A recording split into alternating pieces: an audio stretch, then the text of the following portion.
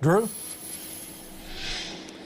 Yeah, Rick, those 10 injuries we're told are all not serious. They're not life-threatening. That is according to Mayor Mike Moore. So that is some good news there.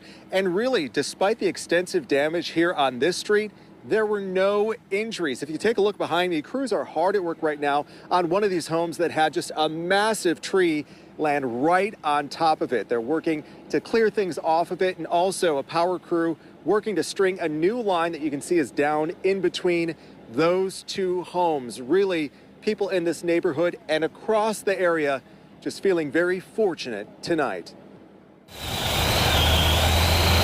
Almost immediately after the storms came through, the cleanup began. On Emmerich Drive off New Chapel Road, several trees were knocked down, some right on top of homes.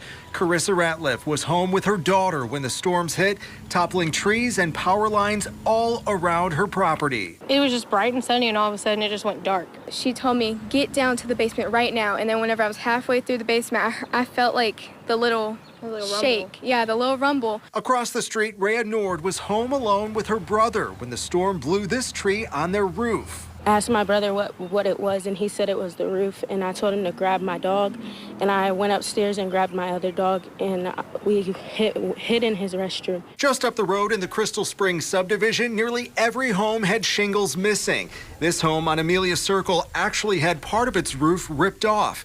Gabby Vaughn was in her basement next door when she says it sounded like a train came through the neighborhood. It was loud, like really loud, and it was very windy. It was smacking against the windows, like windows were breaking and stuff. Just minutes after the storm, neighbors immediately sprang into action, helping those with the most damage. Everyone came outside. What can we do to help? We saw tarps and bungee cords and ladders just pouring in from streets around us. Despite the intensity of the storm and the extensive damage, only 10 people were injured.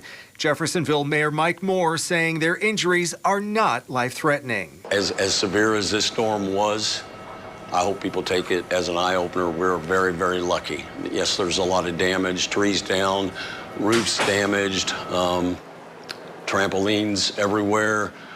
But when you think about what came through here, we're very, very lucky. And back out here live tonight on Emmerich Drive, you see the tree removing service that is working to clear that tree from the roof. That is a scene that is repeated throughout Jeffersonville here tonight. Mayor Moore actually telling me one of the hardest hit areas in Jeffersonville was the Boulder Creek subdivision. Right now, police have that blocked off. They're not letting anyone into that subdivision right now unless they live there due to the extensive damage. You saw some of that footage in the aerials from WLKY News Chopper.